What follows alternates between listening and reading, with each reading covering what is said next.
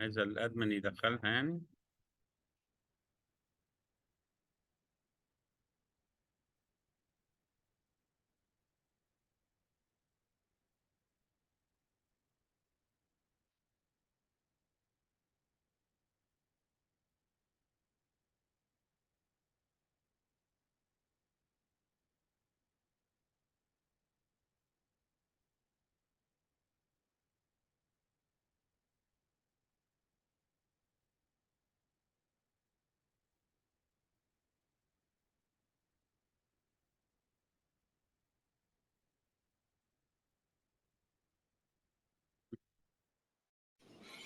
Yes, sir. Any concern that I can help?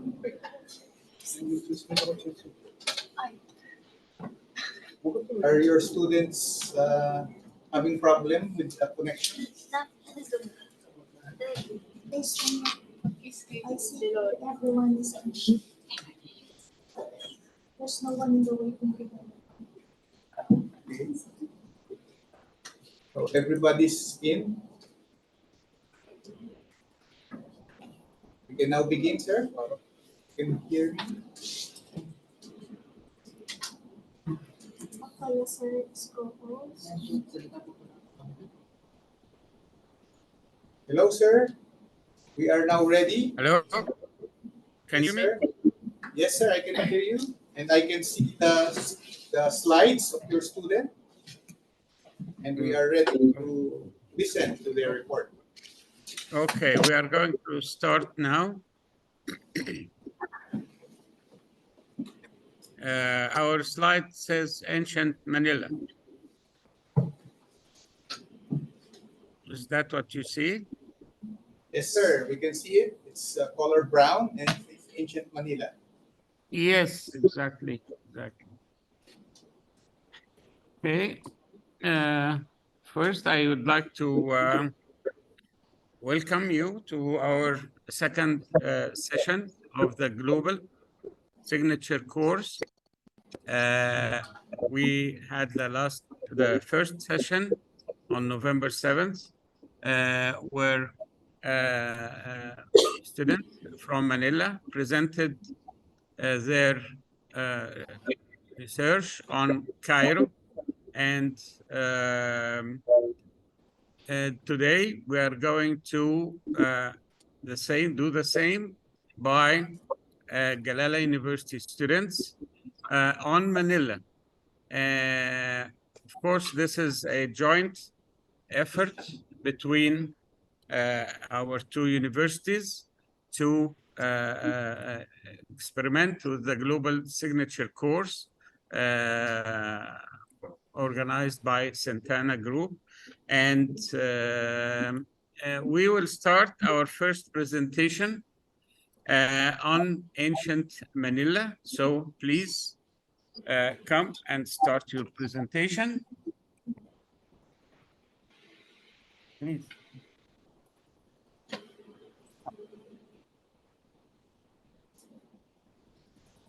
Down here.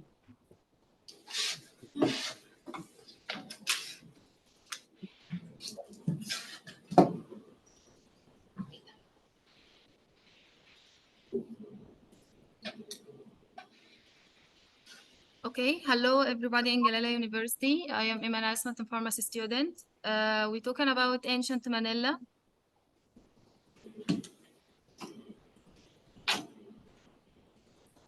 At the first project overview, Manila in present today is the capital of the Philippines and second largest city in the country. It belongs to list of the city in worldwide in the high population density.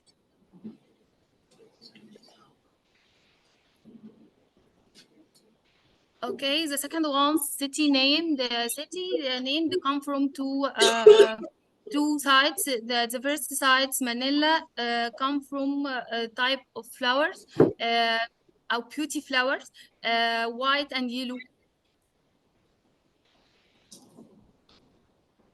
And second ones come from location of Manila. History of Manila or prehistory of Manila, not focused only how Manila come to be, and history is a part of the bigger picture of the how man Philippines and how its country.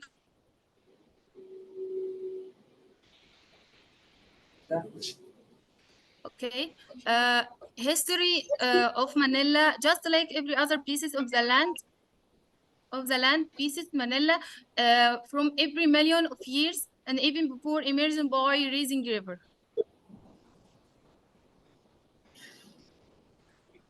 Okay, the Pleistocene during geological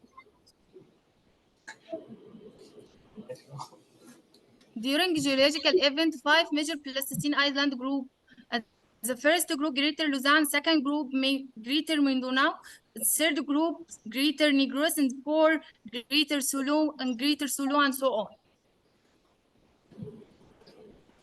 Okay, the Pleistocene periods of Philippines, the middle of Pleistocene, 1.2 million years, and middle to late Helium, 4,000 years.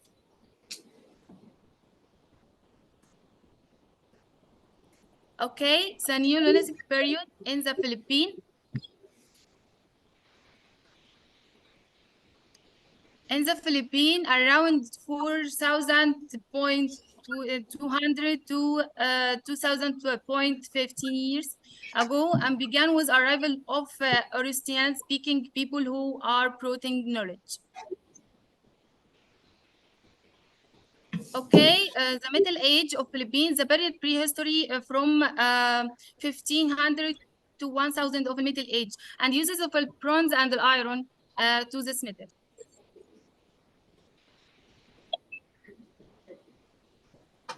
Kingdom of Manila is the biggest or oldest kingdom among of 3 kingdoms present before Spanish invaded Philippines. The kingdom is located near Manila Bay.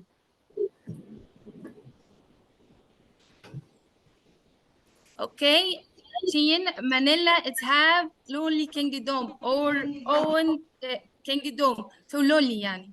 As of now, Manila is the one of richest kingdom in the South Asia.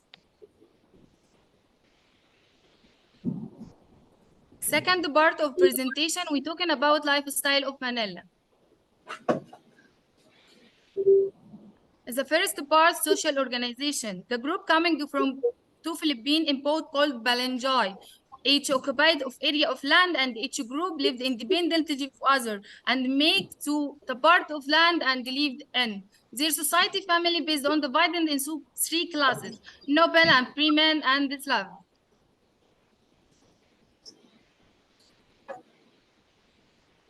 And second part, house structure is a very, very important part in this presentation. The houses were built in more or less or similar manner. They mean that statement built beside river and treatment to available for living. As the houses were generally built near fields and the room and small, generally with single multi-purpose. Room having only cooking area, differentiate among area. Okay, and second part of this house architecture piece called palette, usually suitable for real part to houses to storage of water and douches, so on. Almost nag-ano, i-check siya oh. Sino? Nakabote. Okay, the third part, the door or open the door. The door of the houses were usually oriented to direction where is the sun rays, and the best direction of all.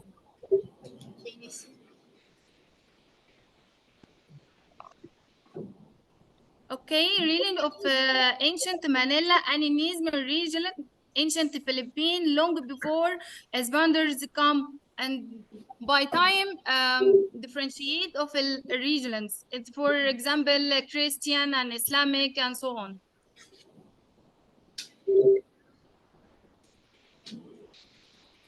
Writing from benefit of ancient Manila, not differentiate between male and female. Anybody can do writing. Writing in ancient Philippine called papian, and they use the wood or bamboo, a characteristic to insect style.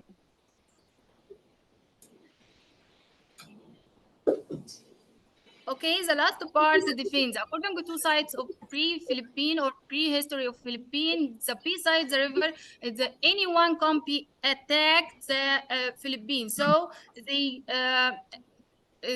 can prevent the resist suppress attack of an enemy. Manila city building wall made of a palm tree and south of water, so they can prevent any attack of an enemy. Manila were said able to organize the troop from over 2000 anytime to defend of the city outside attack.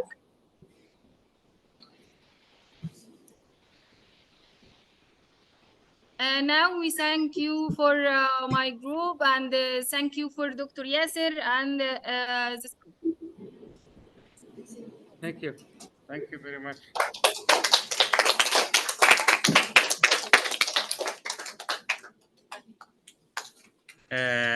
Thank you very much for the presentation. And now we go to the next presentation.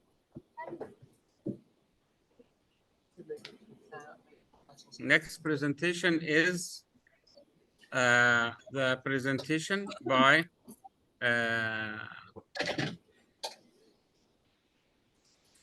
the second group. I'll just share the screen.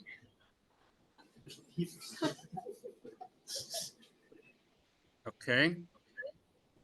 Can you see the screen now? Present Yes, day sir. Manila. Sir. Hey. Can you see our screen? Yes, sir. We can see it clearly. Okay. Thank you.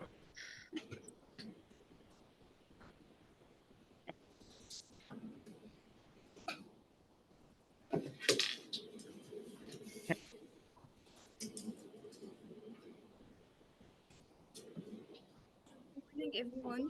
Today we will talk about present-day Manila. Skyscrapers. The skyline of Manila is changing at the central business districts in areas like Makati and Bonifacio Global City. Bonifacio Global City is a financial business district located at the southeast of capital city Manila. An outdoor style transformed how people live. It's designed for those seeking a high quality.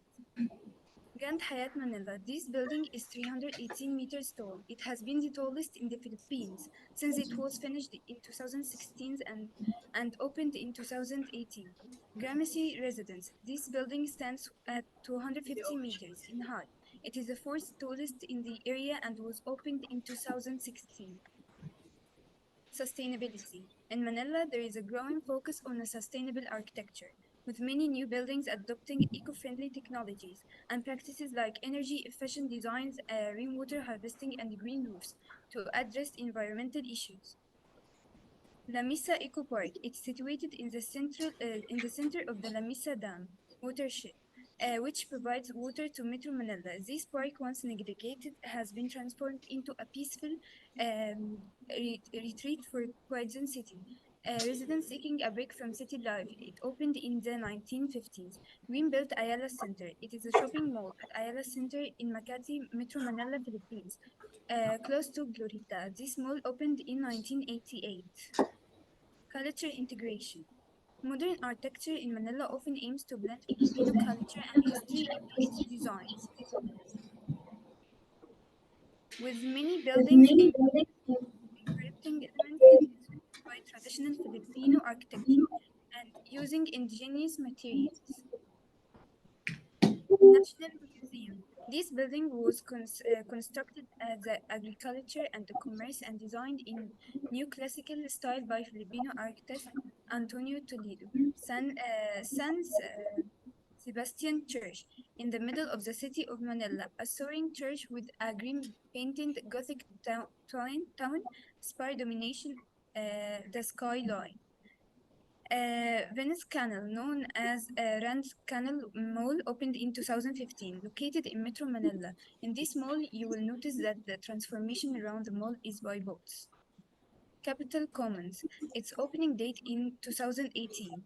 It is comprised of smart living, residence, office space, and commercial zones with upscale shopping and entertainment alternatives.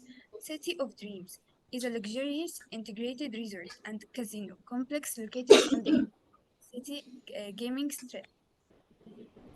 Mall of Asia Arena. It is a 15,000 seater multi-purpose arena in the Philippines.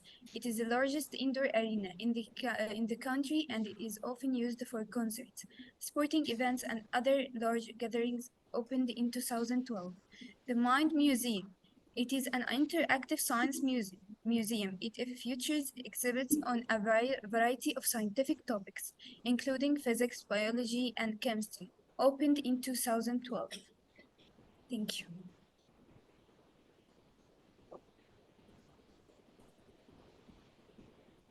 Historic preservation in Manila is important for a number of reasons.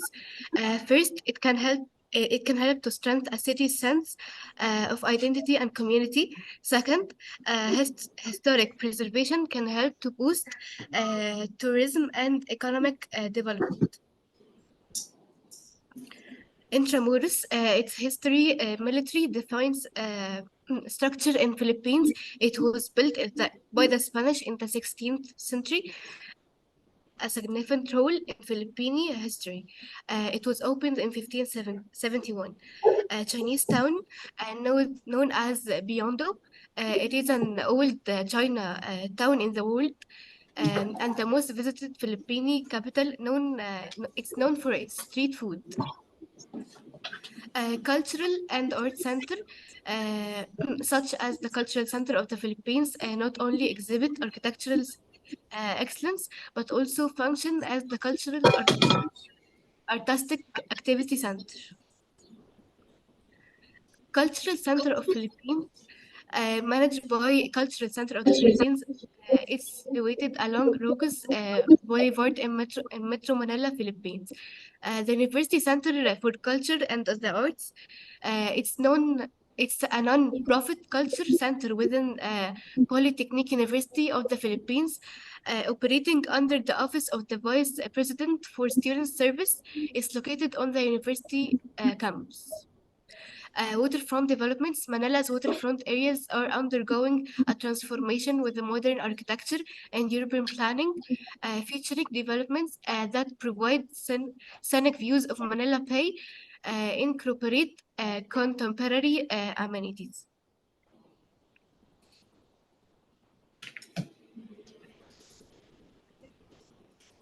Public spaces and green areas. Modern architecture in Manila is increasingly focusing on creating public spaces, parks, and pedestrian-friendly areas, making it livable.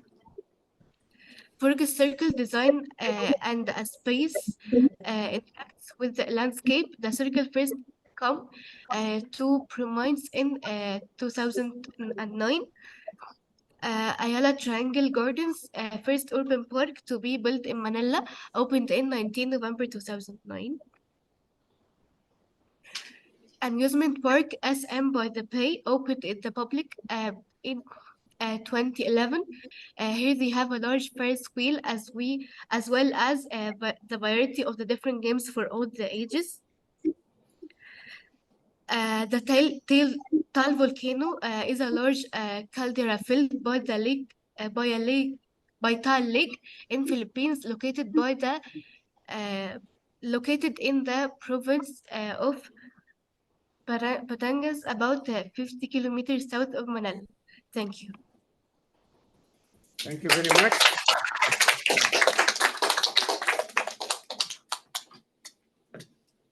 Thank you very much for your presentation. Now we have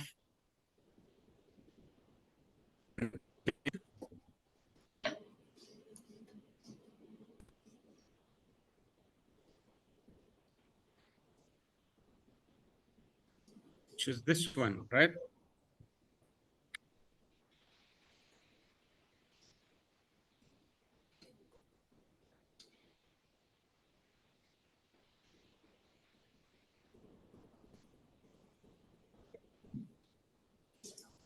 Okay. Okay, Okay. Who is going to present?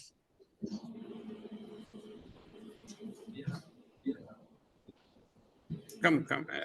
Is anyone from the group?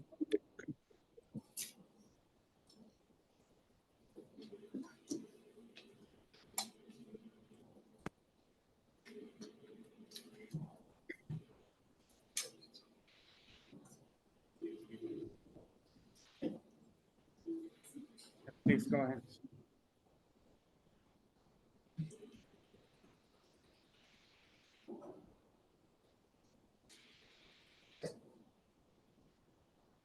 Hello everyone. Today we will talk about Manila and present. Manila is the capital and largest city of Philippines.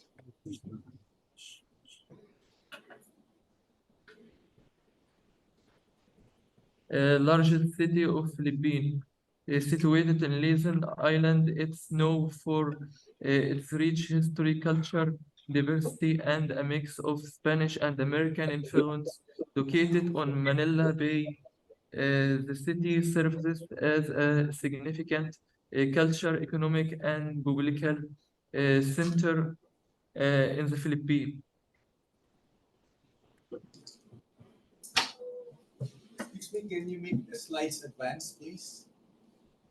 Under the leadership of American architecture and urban, the city was transformed into a modern metropolis. The plan also included the concentration of government buildings such as the Manila City Hall. One of the most notable example of American inspired architecture in Manila is the Manila Center Post Office. It is a grand faced features, columns, arch, and center dome reminiscent of economic American building such as the White House. Excuse me, can you make the slides advance? Yes, they are. اللي فاتت. They presented the wrong one. They presented the wrong window po. Okay. The slides are advancing. Can't you see them? You presented No. the wrong window, sir. Sir, I believe it's in the other window. What we can see here is I'll stop the share and start again. Okay, now I stop the share and I will start again. yes, sir. Let's try. Now is it clear? It says architecture and urbanism of Manila City, Yes, that's it. but I believe you need to press the slide. Yes, that button. There. Okay. Okay, is it changing now? Perfect. That's There. it. Okay. Thank you, sir. Thank you very much, sir. Okay, You can sorry for this. start where he left off. Okay, now we are in the mid-century modern architecture. Yes. Okay. Thank you very much.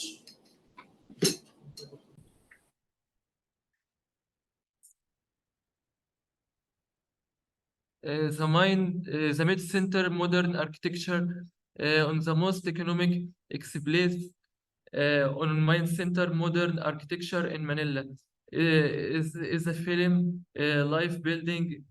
It is considered to be the first skyscraper in the Philippines, and it is recognized as a national historical landmark.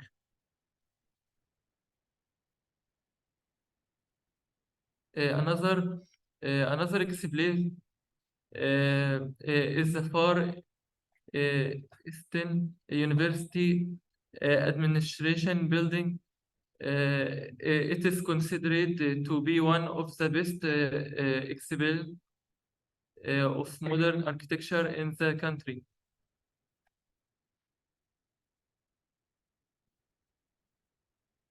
Was constructed as agriculture and commerce building in 1940 by the architect who also designed the Manila City Hall.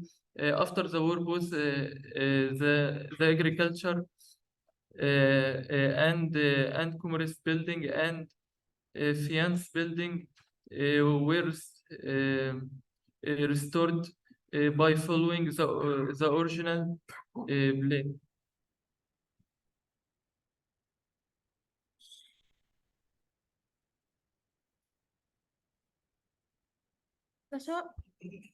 The church of Saint Vincent is included in the city of Intromition, and it's the oldest stone church in the country. Saint August Church was one of four Philippines churches constructed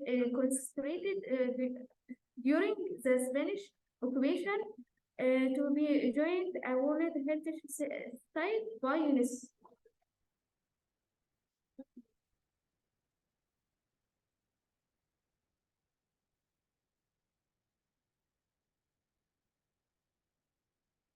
The Manila city skyline has undergone a dramatic transformation in recent decades, from the iconic Petronas Towers to the sleek glass towers of Bonifacio Global City.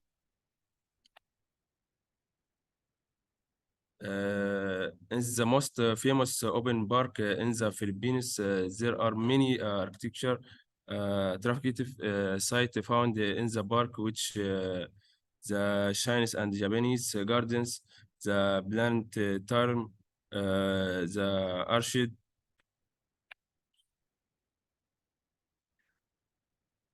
A popular tourist attraction located in the heart of Manila. It is world-class marine theme park that offers a very exciting and educational experience for visitors of all ages.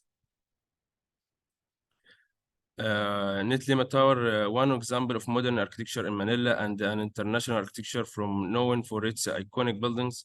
It has a green roof which helps reduce the building's carbon footprint.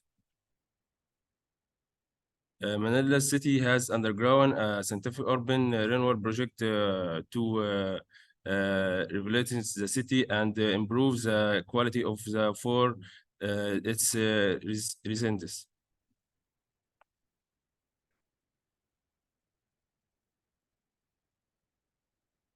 This can potentially create more livable communities by reducing car dependence.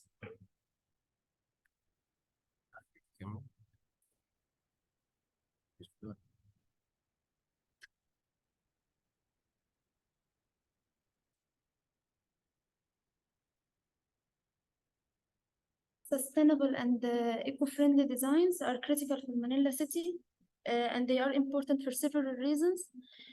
One of the reasons they are important because of the population are over 12 million people, and Manila is vulnerable to natural disasters, and it can help to reduce cities' carbon footprint, and they can also have economic benefits for Manila City.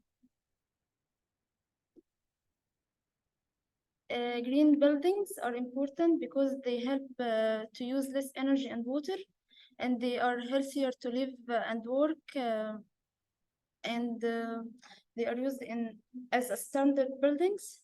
They lead to less reliance on fuels.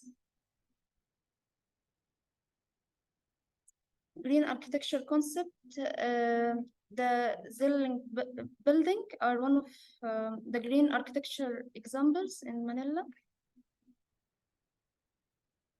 Adaptive rescue in architecture, they involve creatively adapting old buildings to change for the need of society and preserving their historical and architectural figures.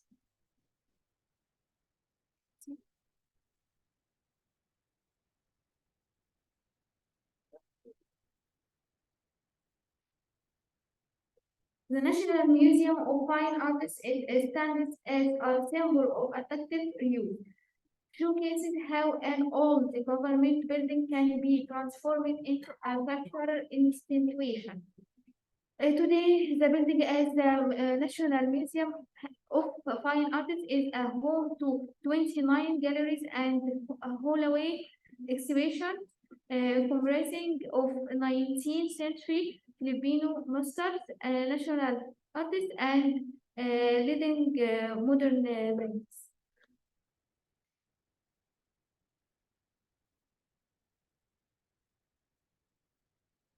Modern Manila's architecture faced several challenges in preserving its heritage and promoting sustainable development, most likely because of the rapid urbanization and the need for development.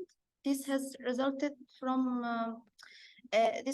in the demolition and old structures and the construction of new buildings, and sometimes these new buildings lack of character and they fail to reflect the city's rich history.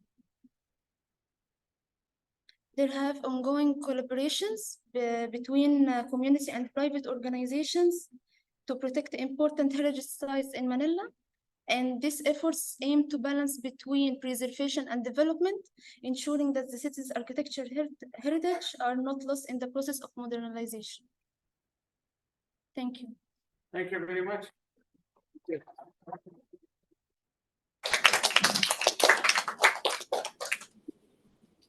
Okay, we have our last presentation behind. We had some fog today in the road, so some students couldn't come on time. They are still on the road. So one of them will be presenting online from the bus and on the road. Mayar, are you with us? Mayar?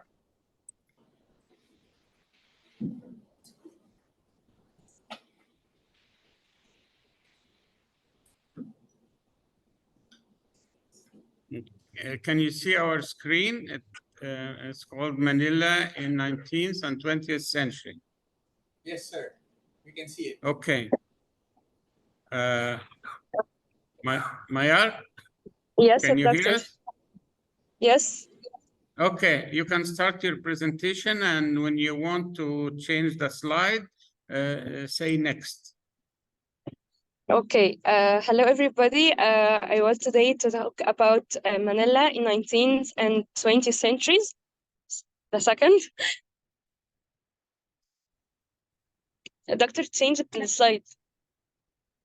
Okay. Now we're in the second slide. Okay. طيب عشان هي مش باينة عندي، هي فكرة في كده. Okay, okay. We are at slide 2. Okay. Today I will introduce, first of all, about the architecture in Manila. Architecture in Philippines is reflected the country, history, and culture theories, and it's influenced by the styles of Spain, China, America. Especially all of that is appear in Manila. Next. Okay. دكتور هي مش ظاهرة عندي السلايد اللي بعدها. Okay, okay. I'm slide 4. Slide 4? Okay. Sir, it's not yet moving. Can you wait a minute. What, sir? دكتور ثانية واحدة بس. ثانية واحدة يا دكتور، عشان أنا خلاص داخلة على الجلالة فالنت بس بيقطع. Okay, we are in slide number 4, Spanish colonial. Okay, we cannot see slide 4, sir. Can you press the slideshow button? Okay, تمام. Spanish colonial in this period, architecture was characterized by using adobe, coral, and wood. Next. The famous building in Spanish colonial is the presidential palace, اللي هي Malacanang Palace. Then next, Yeah, in yes. Permanent, it was the heart of Spanish colonial architecture in the Philippines. The famous architecture there is the San August Churchill and Fort Santiago. Next. Okay. Their type of styles in Spanish colonial is called panhi and pato, also called stone houses. This style was mixed of Spanish and Filipino elements. It was furnished by stone or brick lower floors, wooden upper floors, and large space interiors and large windows. Next. Okay. Next. Okay. Continuous period. Okay. This is a period that American colonial occupied on Philippines. So the Philippine architecture was influenced about American colonial. This period architecture was characterized by new classical elements and oriented details. The most famous style in this period, Art Deco and Bio arts. This style was characterized by straight-lined designs and decorated elements. Next. Okay. These are the famous building that characterized by this style. That famous one, Hagul, and the legislative building. Next. Okay. Also, Kaaba Capital and the University of St. Thomas, Maine. Next. Okay. All right. Last thing is 20th century. This period was on first Japanese occupation and World War II. This in this period was many of the Manila architecture was damaged due to the occupation. After this period, next. After this period, in late of 20th century, the Philippine architecture changes to modern designs that consider of straight lines and financial expanding design. Thank you. Thank you very much. The road still closed? Really, I'm sorry, but I'm in route, still in route. So this my my fault. Okay, all right. Thank you very much for your effort. You're welcome Thank back. you. And I think we now can have some discussion. If your students would like to comment on our presentations, they are welcome. Okay, the floor is now open. Mapua students, maybe we can have at least 2, 3, 4 students who can comment or say something about the reports of our Egyptian friends. Okay, anybody? You can speak where you are. We have very strong microphones in this room.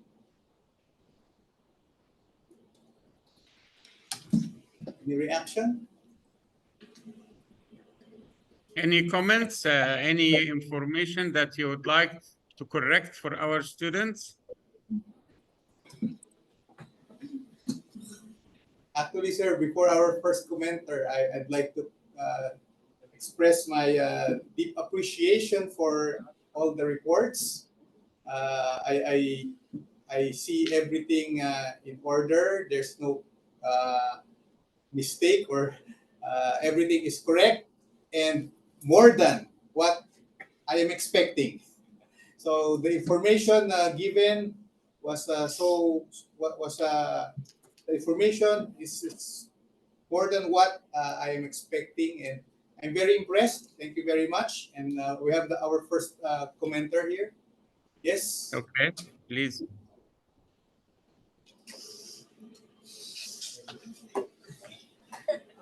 No, I really like the reporting of the students. But here's my question: what were the reasons of the rapid urbanizations in the modern time Philippines? Can you say it slowly? What were Yes, the and reasons? higher voice, please.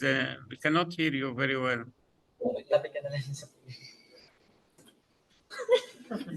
And then say it slowly. So here's my question: what were the reasons of the rapid urbanizations in the modern Philippines? No. What do you think are the reasons why there's rapid urbanization here? Oh, okay. What is the reason for the spread of urbanization in Yes, sir. Manila? Is that correct? Yes. Okay. Anyone has answers to this from the group, the modern architecture? What is the reason for the spread of urbanization, do you think? I think they mentioned in their presentations about the increase in population and the a trend towards modernization that requires larger areas of land. It's exactly similar to what's happening in Cairo. Cairo is expanding very rapidly around the desert, in the desert areas, and even on agricultural land because of the modernization, automobile introduction of the automobile and modern means of transportation. We now have underground metros, 4 lines. We have a monorail that's being installed. So there are means of transportation that are coupled with increase in population and need for housing and job opportunities. So all these work together in modern cities that make them expand rapidly in new areas. The size of Cairo is almost doubling every 10 years now. Thank you very much for the answer. Okay. Do we have another question? A class? Yes, Aya?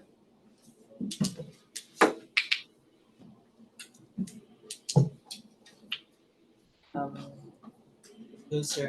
Do you think with the current architectural style of the Philippines, do you think that it will solve Philippines' problem regarding overpopulation?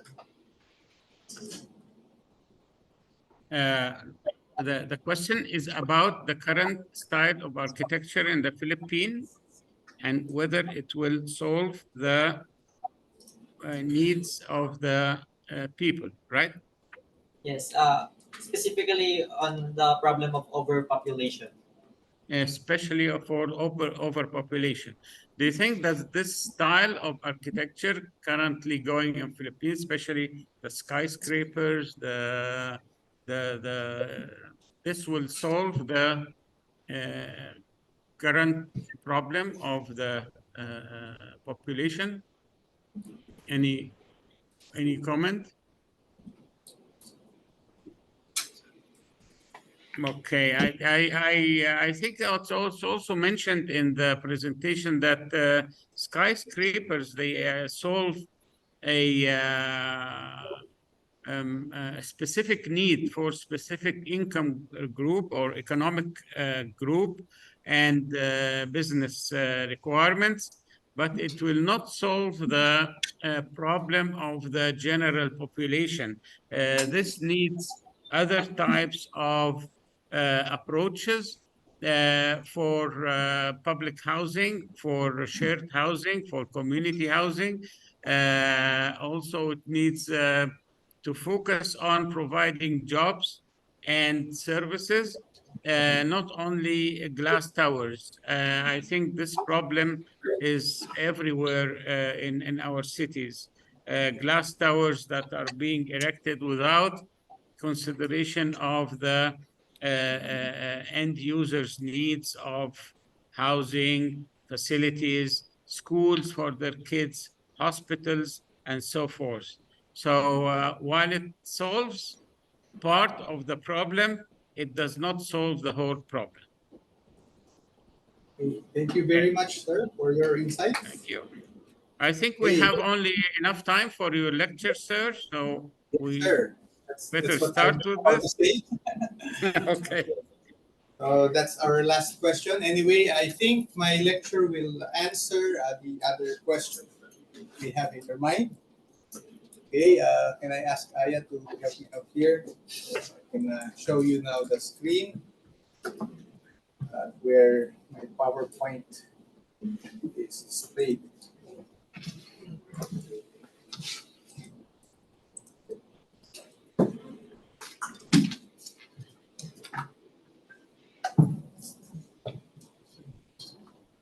Okay, can you now Yes, see sir, we can me? see it now. Okay, so thank you very much. And can you see me also, or only the screen? Okay, anyway, the more important visual is the PowerPoint. So, good afternoon, everybody. And my lecture today is entitled Socio-Cultural and Landscape Transformation of Manila from 900 CE to the present. So let me begin first by explaining the title. When we say transformation, it means there is a difference in the physical appearance from point A to point B. And the aspect that I'd like to emphasize here is that there are two kinds of transformations. One is sociocultural, which involves human lives, which involves people, how our life as people of the Philippines transition from point A to point B. And number two kind of transformation that we will cover is landscape, which is the physical environment. So from point A to point B, there is a big difference and in terms of the physical appearance. So let me begin. Let me start off by talking about we, the Filipino people, we are like a triangle. Okay, so I know you're very familiar with triangles because there are lots of pyramids in Egypt. So a triangle has three sides, and one historian says that Filipinos are three-sided people. You look at your seatmate and you say you don't look like three-sided. Anyway, so what's one side? One side is our oriental side, our physical appearance. We are very much Asian. We're brown skinned. We're short or we're not very tall, and we have black hair. That's one side of the triangle, one side of the Filipino, our physical side. One side is our traditions, which is very Hispanic because of the Spanish colonization. Our surnames are Spanish, our holidays, traditions. Most Filipinos are Catholics, and so names of places are also very Spanish here in our country. And the third side is our American side, our mind. We have great colonial mentality. Our first names are English names, like me, Oliver. And the way we think, our preferences are very much American. So that's the Filipino today, a three-sided people. And how did it came to be? Um, in the very first, we're not a triangle. We're just the Asian side. And today, I will walk you through how we became like this. And along the story, along the way, we'll talk about the landscape as well.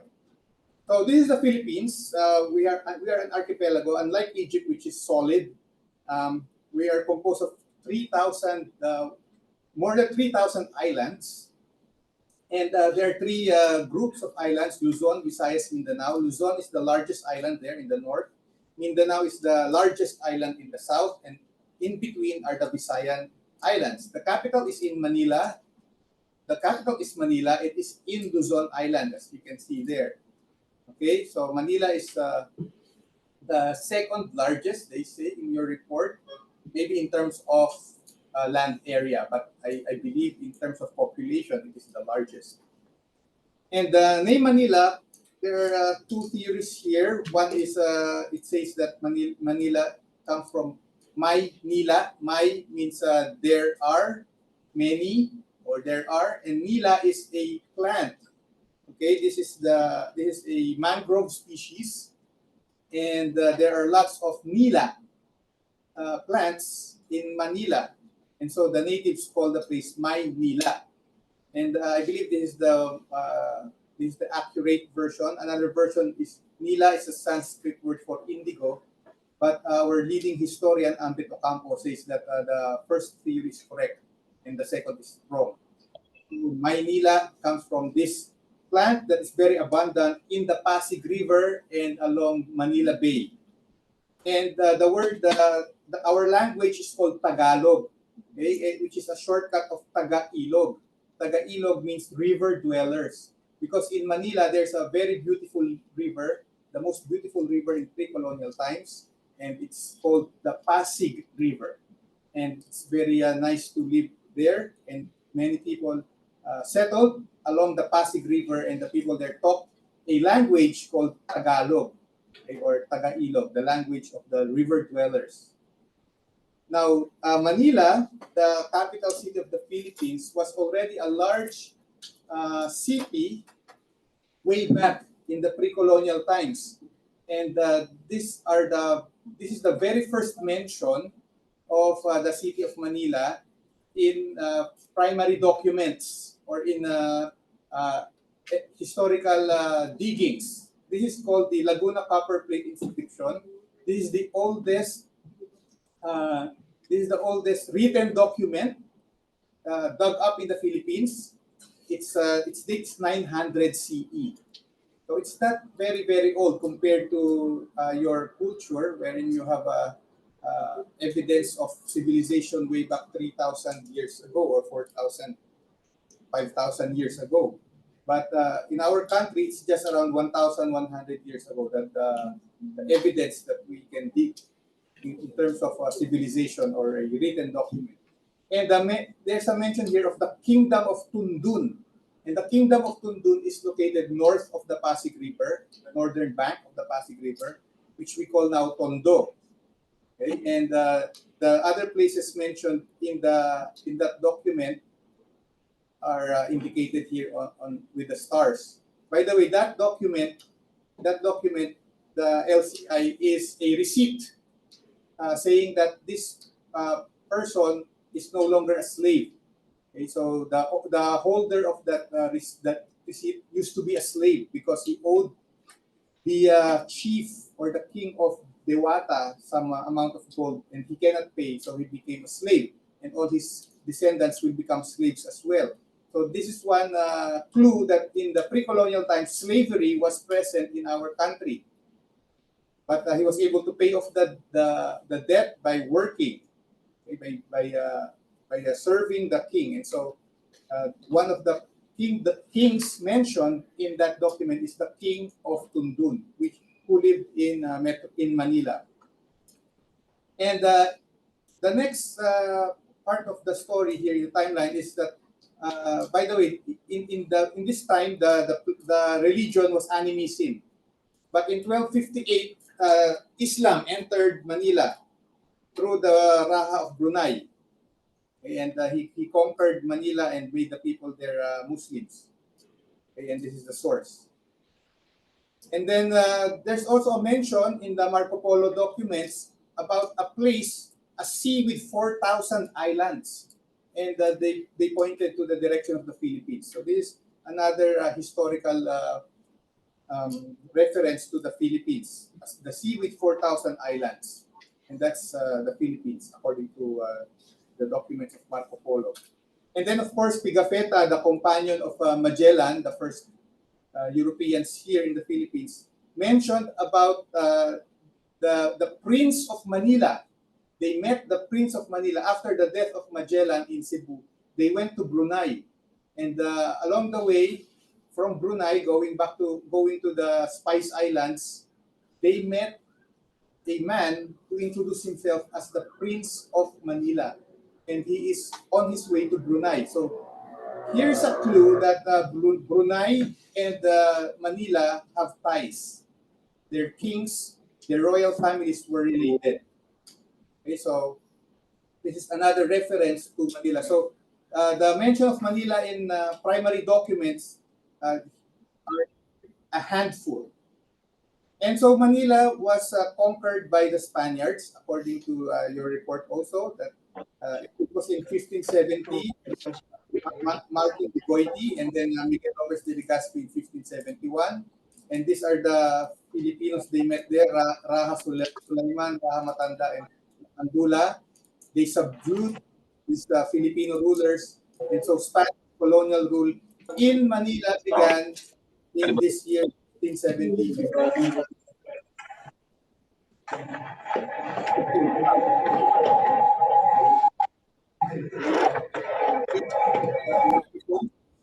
Okay. Now, with the coming of the Spaniards, a great change in the layout or in the landscape happened in the Philippines or in Manila. Before the coming of the Spaniards, the layout of the communities were linear, means on a line, and they are along the river banks. So people build their houses along the river banks or along the beach on a line. Okay, just like in the picture, you can see houses there lined up along the beach. But when the Spaniards arrived here, they changed the landscape by introducing the plaza complex or the grid patterned streets. And they called it Reducción bajo el son de la campana. In English, it means resettlement under the sound of the bell. So they taught the natives to reconstruct the community. The Spaniards built streets that are grid patterned, as you can see in the picture here. It's like a mesh. Okay, there are vertical and horizontal lines. These are streets. And then in the middle, they built a church, a Catholic church. And then when the church bell rings, every native Filipino must go inside the church for Mass. Those who will not go inside the church for Mass are considered rebels, and they will be hunted down and arrested. So as easy as that, our people got subdued by the Spaniards. And then all the people must build their houses in this grid patterned city.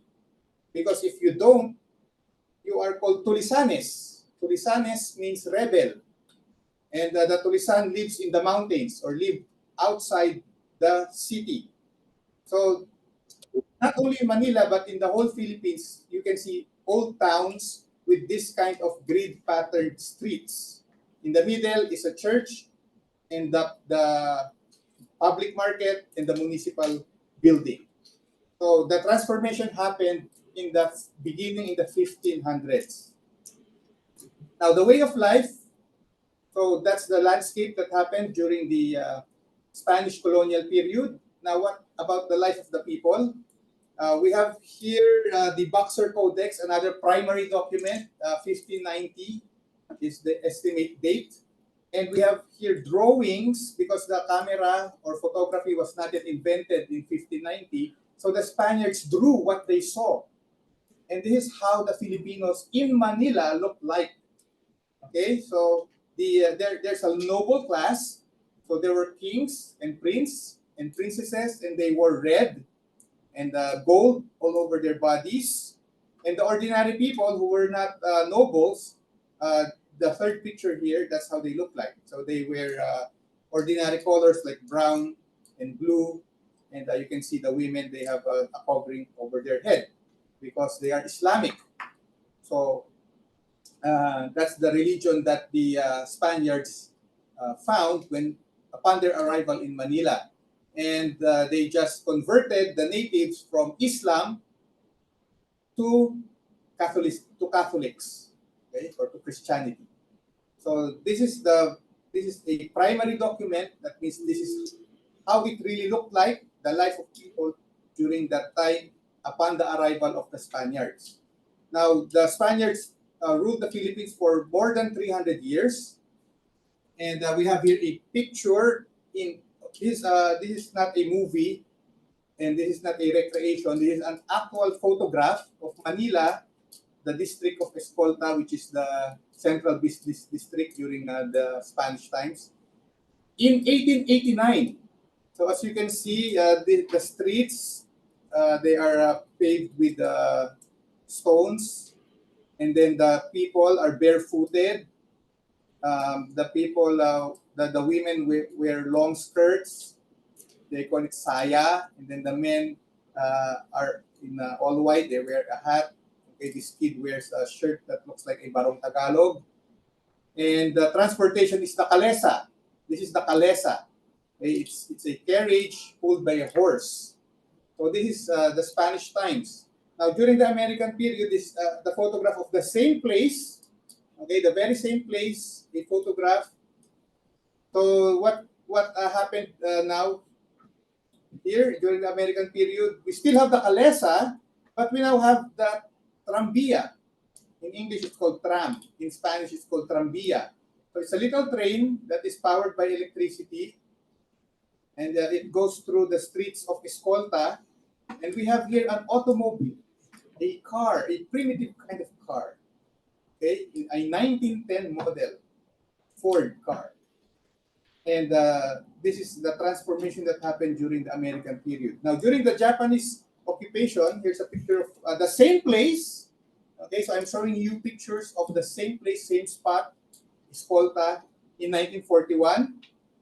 And as you can see, the cars are more in number, and they change in appearance also. Okay, the black cars here. Then the kalesa is still there, and the fashion of the Filipinos, they wear all white. That is the common fashion. The men would wear all white. And if you notice, we have cars that are right-hand drive. Right-hand drive, just like Mr. Bean. So he drives a car that is right-hand drive. So this is in 1940. But today we have cars that are left-hand driven. And then another picture today, Escolta in the 2020, same place, same spot.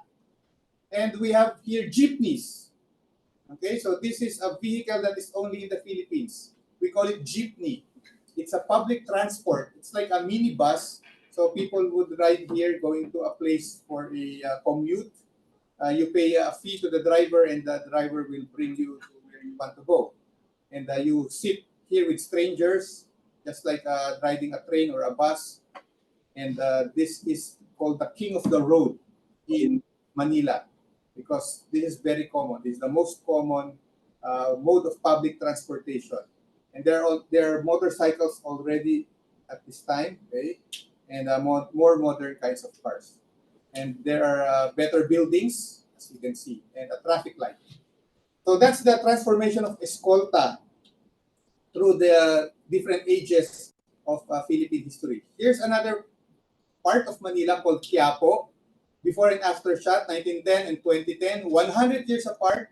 1910, you have here the Tranvia in the Calesa. And same spot, look at the building. It's the very same building. Look at the pillar here, and the pillar here, and the windows there, and the windows here. The very same house, 100 years old. Okay? And then on the other side, you see the pillars over there. So this is the exact same spot, Quiapo, Manila. And the transportation now here is the jeepney. And the people are no longer wearing all white. Many say that this is now the national clothes of the Filipino, the basketball jersey. Everybody wears one. When you go to the inside the mall, people wear jerseys. When you go and ride the jeepney, your seatmates wear jerseys. You go everywhere to the different villages, people wear jerseys, especially if it's number 23, LeBron James. So you see the transformation of the way of life and the landscape. Another spot in near Manila is Malabon. You see the church here with two towers? There's the church with two towers. Okay, same street, same church, same spot. You have here Calesa, 1910, and in 2010 it's no longer Calesa but tricycle. So this is another popular mode of transportation here in the Philippines. This is our modern day taxi. You can hire it, pay the driver a fee to bring you where you want to go. Sometimes they can fit at how many? 5 people inside the tricycle. Okay, so sometimes more. You put people on the roof. So that's how Filipinos travel, by jeepney or by tricycle. So Metro Manila today looks like this. As you can see in the map, Manila per se is the green one over here. Okay, in the pre-colonial times, in the Spanish times, there is a walled city, a little walled city here near the coast called Intramuros. That is the original Manila, just a very small piece of land. The campus of your university may be bigger than Intramuros. And this is Manila City.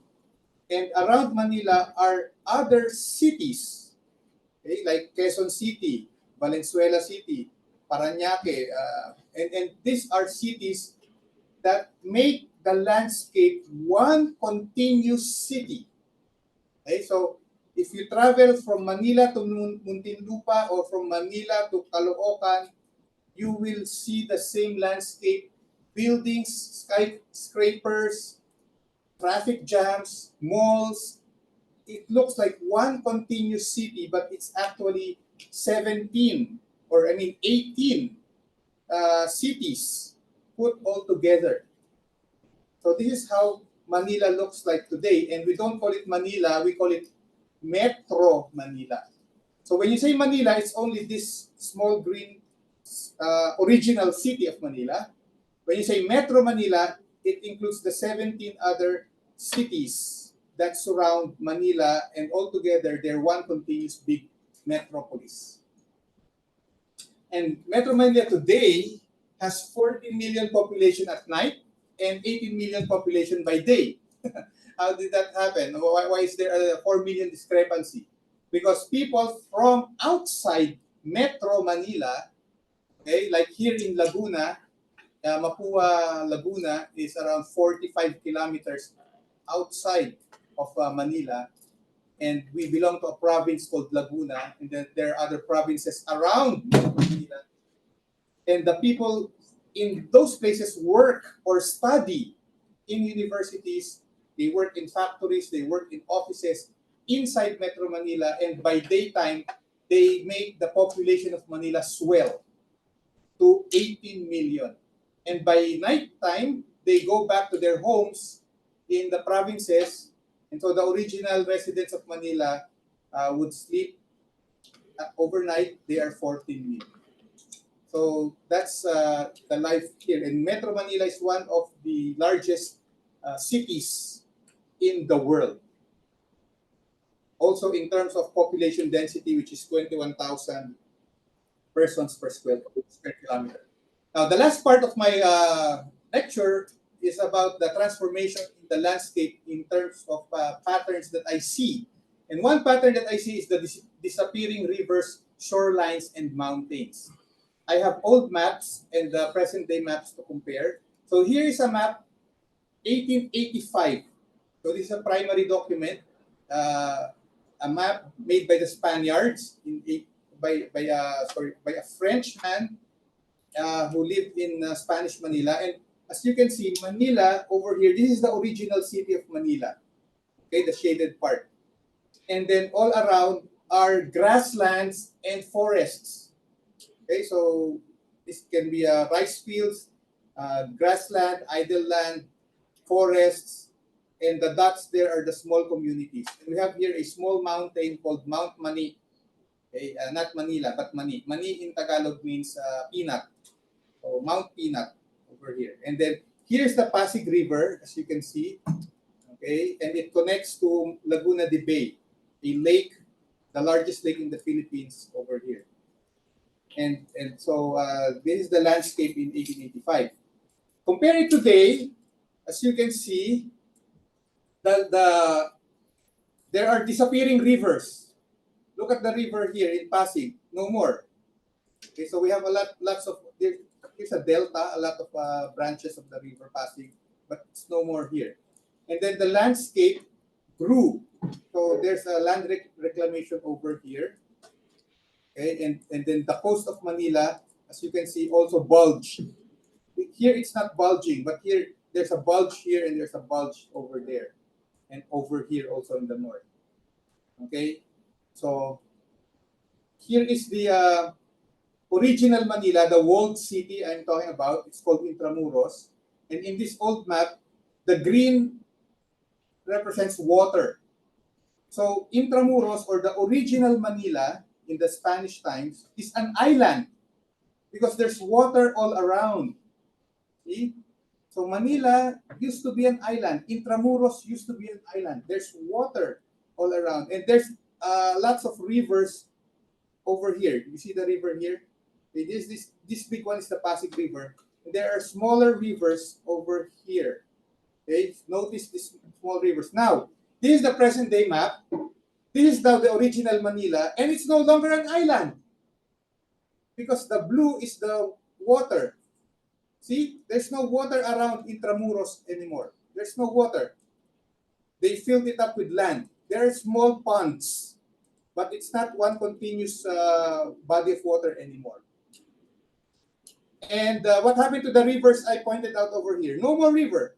It's now Luneta. It's now the park, the Rizal Park. So the river over here, that there's a lot of branches of rivers over here. Gone. Okay, compare. So water around Intramuros, no more water around Intramuros. Lots of rivers over here, no more rivers over here. So there is the disappearance of bodies of water in Manila. And this is how Intramuros looks like today. This is the walled city. This is an old wall built by the Spaniards. And this is the buildings inside the old Manila. And this is the used to be water, but now it's a golf course with some ponds. And beyond the walled city, you can see the skyscrapers. Okay, so this is the 17 cities I'm talking about that looks like one continuous city. So this is the original Manila, and over there in the background is Metro Manila. And this is Mall of Asia compound. This is reclaimed by the sea. This is water. This used to be Manila Bay, but now they piled it up with land and built some malls and a big stadium over here and a big theater over here. And you don't know it's formerly water. Okay, so there's land reclamation in Manila. And what about Mount Mani? Here's Mount Mani. What now is Mount Mani? It's now covered with an expressway. So do you see the mound here? Can you imagine there's a mound here, mound of land, a little mountain, a little hill? That is the Sukat exit. When you are riding the bus or you're traveling going to Manila, there's an uphill, slight uphill along the road. That's Mount Mani. In 1885, it's a mountain now, expressway. And another thing that is very impressive here is the construction of an expressway on a river. So in the Philippines, land is quite precious. Some people here wouldn't sell their land to the government. The government wants to build an expressway, so the government just built over the water some beams and posts, and now it's an expressway over the water, over the river. And it doesn't happen in many parts of the Philippines, only in Manila. So this is the river in the 1800s, and that's the river in the present time. Okay, there's a flooding problem in Manila. We still experience this up to today. I asked last time, do you experience such in Egypt? Good thing you don't, but here it's still happening because in the 1900s, this is the same spot, same place. They are already experiencing flood. So Manila is a flood-prone area. And the last part is this. There are some facilities that are supposed to be outside the city of Manila. Before, they were really outside, but now they are inside the city or the Metro Manila area because of the growth, because of urbanization. Airports, military camps, prisons, and the oil depot.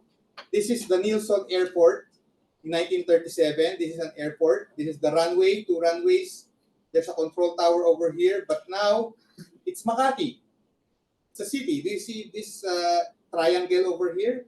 That's the triangle in 1937. But now it's a park, and all around the park are skyscrapers. But before, you see rice fields.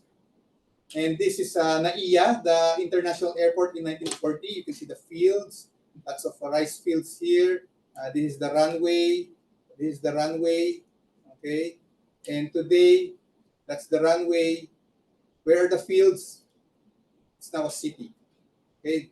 Houses, skyscrapers, malls surrounding the airport. This is a military camp, Fort McKinley in 1923. Now it's called BGC. So here are the houses of the soldiers, the offices of the soldiers. Another picture in 1934. Notice the background. Today, this is the houses of the soldiers. Today, this is BGC. Where's the camp? Where where the skyscrapers are standing, that's the camp. Where these houses are standing, this is the houses of the soldiers. So this is Bonifacio Global City. Before, it's a military camp. Camp Murphy, another military camp outside Manila, so far away from the houses of the people in 1935, but now it's called Camp Aguinaldo, and all around are houses, malls, and commercial buildings. New Bilibid Prison is a prison camp. You put the criminals here, convicted people of crime, and then they stay here to serve their sentence. Outside the camp, you see a lot of idle land, fields, so far away from homes, so that if there is a prison break, the communities will not be afraid. But now, this is the prison camp, this one. And all around are subdivisions and an expressway here. Okay? And then there's an oil depot in Pandacan. This is the oil depot in 2015. So as you can see, this is the summary slide. The original city of Manila is over here. The people live here. And we put these facilities outside Manila, like prison camps, airports, military camps, oil depot, away from people. We want them outside the city. But now they are inside the city because of the growth of the city of Manila, which we now call Metro Manila. So all these facilities that are supposed to be outside are now inside the city of Metro Manila. And so we have seen in our lecture today the socio-cultural transformation of the people from people that lived along the river banks of the Pasig before the coming of the Spaniards. The religion was animism, and then later on became Islam, and then the Spaniards came and made the people Catholics, built churches, streets. Americans came, improved urbanization, and then in the modern times when we become independent, we now have Metro Manila, a very big city, one of the very populous cities in the world. And along the story is the photographs of the transformation of our landscape. So that ends my lecture. Thank you very much, Dr. Yasser.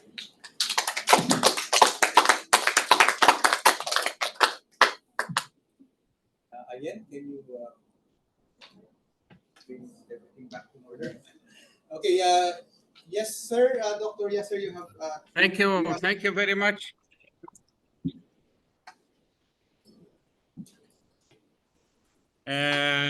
Excellent presentation.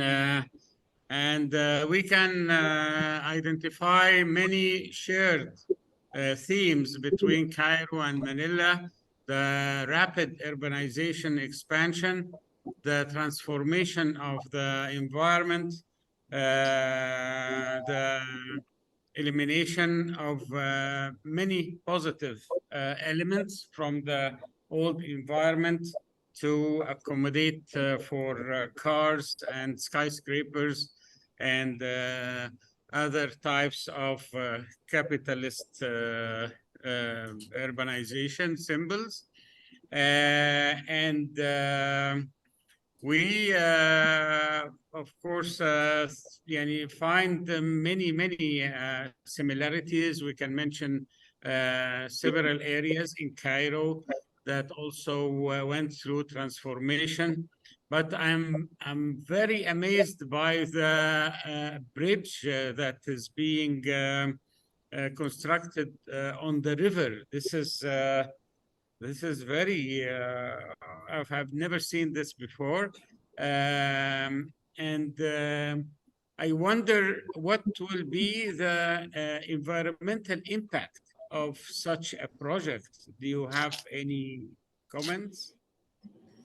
Actually, I was amazed by this construction. And I'm not an engineer, I'm not an architect, and I'm really wondering how they were able to put up those foundation on the river. And Yes. and some engineer friend told me, "Don't worry, it's strong. It won't fall down. It won't collapse." Engineers know their stuff, and they really put the pillars deep down into the earth. Yes. Yeah, And yeah. Engineering wise, this is not a problem. Many bridges are built on water, yeah, on the sea and rivers, but the problem will be the amount of shadow that is going to be created by the bridge on the water surface. And I think many vegetation and creatures depend on the sunlight that the bridge will block from reaching the water. exactly. Yeah, what other problems do you face from climate change? One thing I can see, one problem I can foresee with this structure is the age-old problem of Manila about slums. So there are Uh, slum dwellers who can who may use the shadow to build their shanties below, and if that happens, there would be pollution in the river, and that's another problem that can arise. So that's a problem that our government is still trying to solve, not only in the part of the expressway on the river, but in other parts of Manila where there are slum areas. Unfortunately, we have to finish the session because our students have another class after this one now. And I would like to thank Professor Oliver very much and all your students for their excellent presentations. And I hope they one day come and visit us in person and see all these places that we talked about. And the same for our students. We hope we can have a visit to your beautiful country and experience all this magnificent culture firsthand.